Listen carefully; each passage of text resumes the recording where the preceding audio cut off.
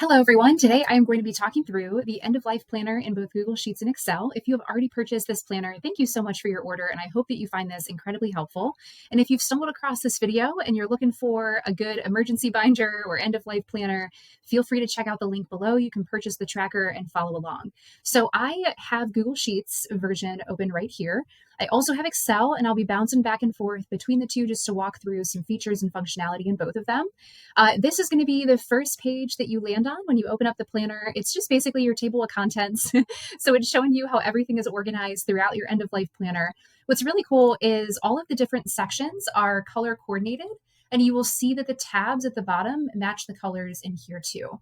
So I'm going to start with the first general information section. So the first is going to be your personal information.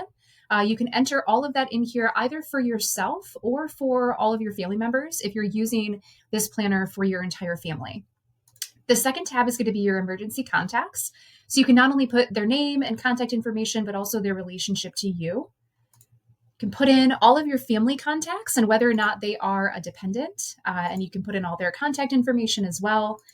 And then last in the information section is going to be your professional contacts. So these are going to be a lot of times either people that you've worked with, your current coworkers, mentors, people of that nature as well. Your next section is going to be blue, and this is going to be about basically your healthcare and medical needs. So your first tab right here is going to be your healthcare. So this is going to be your doctors, the type of doctor, their contact information, and then your insurance that you use for them as well. This and the allergies and medications tab is super, super helpful if you plan to share this end of life planner with a caregiver. Everything is listed here right in one place. Same with allergies and medications. You can enter in all of your allergies and you can put in notes for your allergies. I highly recommend that because that's super helpful. And then you can also put in the name of your medication and then any notes for your medication. And again, sharing this with a caregiver or a family member is super helpful as well. Green section is basically about money. So the first tab is going to be your legal documents.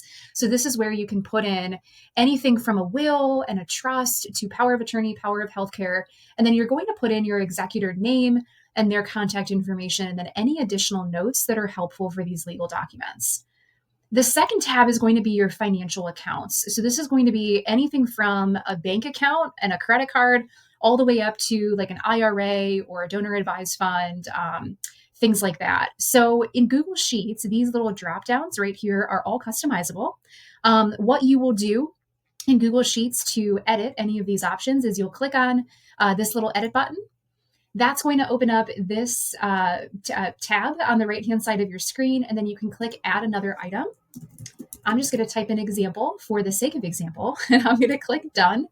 This is going to pop up on your screen only in Google Sheets, and you are going to click Apply to All, because then that change that you just made is going to apply to any of the drop-downs in column B. So I'm going to hop over to Excel just to walk you through that exact same change, just slightly differently in Excel. So what you're going to do is you're in column B and then row 6, and you're going to highlight B6 all the way down through B29.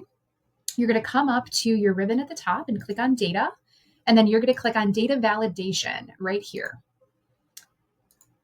And then that is going to bring up your list of options, and you can basically just come to the end and you would add a comma and you would type in your new option at the end. It's really important too, when you see the commas, you'll see that there's no space on either side of the comma.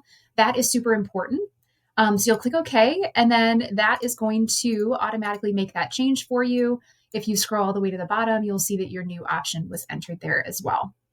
So that's the Excel version. I'm going to hop back to Google Sheets now. So basically, this tab is for you to enter in all of your financial accounts. So not only the details, the institution, your account number, usernames and passwords, but also your beneficiaries for every single account. That's super important to avoid probate, during your end of life planning.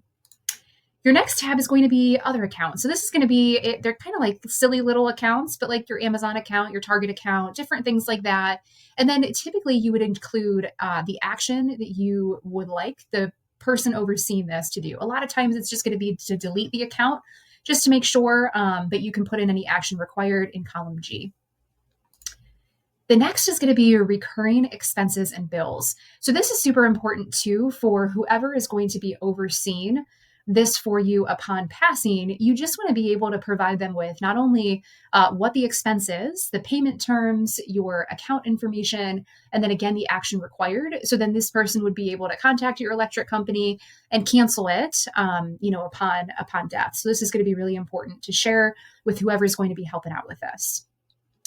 The purple section is all about the funeral, and this is super detailed. I included a lot of tabs in this section. Feel free to use them if they are helpful, or feel free to not use them if they are not helpful. Some people like to plan every detail of their funeral. Some people do not wish to plan any part of it, and whatever works best for you.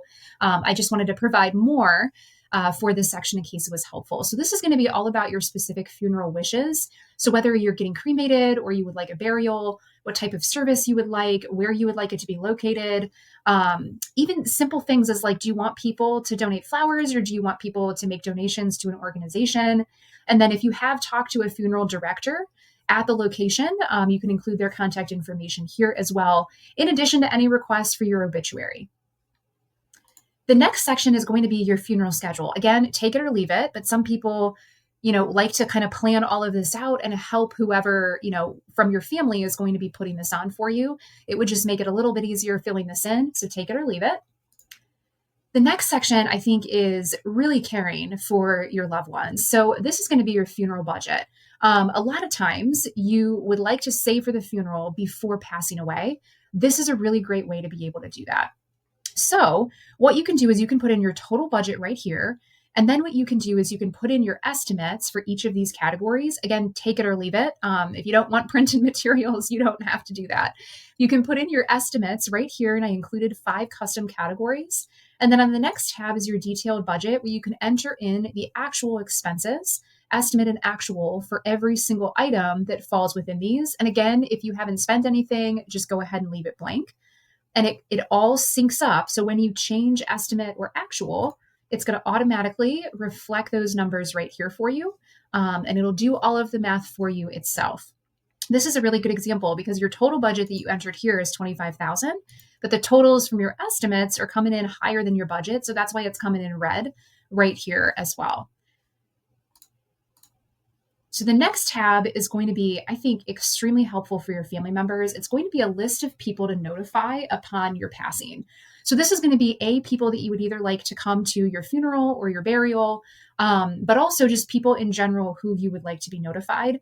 Their names, their addresses, their contact information, if you would like them invited. And then your family member, if you guys are tag teaming it, you can come in and put your name here if you have reached out to them.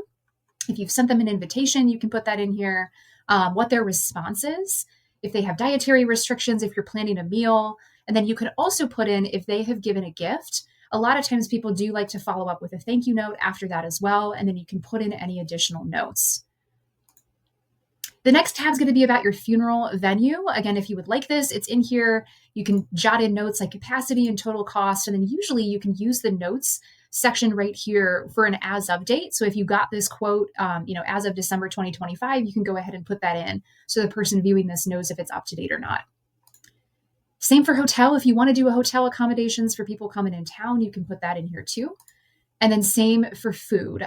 Some people have really great food preferences for their funeral. Like they've always imagined a specific food or dessert or drinks or something along those lines. This is a great way to track that here. When you put in your estimated number of guests and then you put in your cost per person, this automatically updates. So if there's going to be 85 people, you'll see that the total cost automatically updates for you here too. And then last in the funeral section is going to be music and readings. So if you would like specific songs played at your funeral, you can not only put when you would like those, either before dinner or after. You can put in the tracks or you can put in the actual readings. And then you can either put in the artist or the name of the person who you would like to do the reading as well. And then the last section of this document is basically going to be all about your personal legacy. So this is going to be a way for you to either include personal letters. Again, take it or leave it. Some people like to write letters to close family or friends, and then they would have them delivered after their passing. This is a way for you to do that and include the person, their address, their contact information, and then the letter itself. And then the person would come in here and then, either mail it out, and then they could change the status depending on how many you write. I have quite a few slots in here available for you. And then belongings is going to be your last one. So this could be anything as simple as like your wedding photo album, all the way up to a pet and what you would like to happen with the pet upon your passing as well. So you can put in the actual location of where this item is stored so people aren't hunting all around your house trying to find it. You can put in who to gift it to and their phone number and details as well. And then you can also put in the status, and then your family members would update this after your passing. So that is everything that's included in here. You can use this little toggle button to see all of the different tabs. But the other thing that I would like to walk through as well is the Google Sheets and the Excel version are digital versions. But if you would like this printed instead, I just want to walk through how to print it.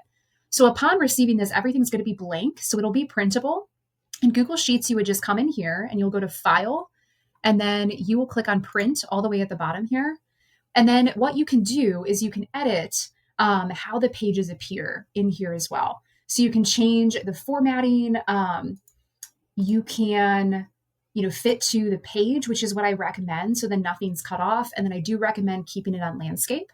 If you're printing it on normal computer paper, go ahead and just select letter. If you're printing it on, 11 by 17 or any other size, you can go ahead and select that here as well. And then this preview will update for you as well. And then I'm going to hop back to Excel because I just want to walk through printing in Excel. Super similar, but a couple differentiations. So you're going to go to File, and then you'll go to Print here as well. It's usually going to default to portrait orientation. I would change that to landscape. And then again, it'll default to normal size printer paper. And then for no scaling, you're going to do fit sheet to one page, or fit sheet on one page. So then that is going to shrink your pages to fit everything on one page. And then you can either print to PDF, or you can go ahead and then select your printer and click print as well. And then what you can do is 3-hole punch it and actually put it in a binder if you would like to fill it out that way as well. So that is how to use the end of life planner. Again, thank you so much for your order. I hope this is super helpful for you, and I will see you in the next video.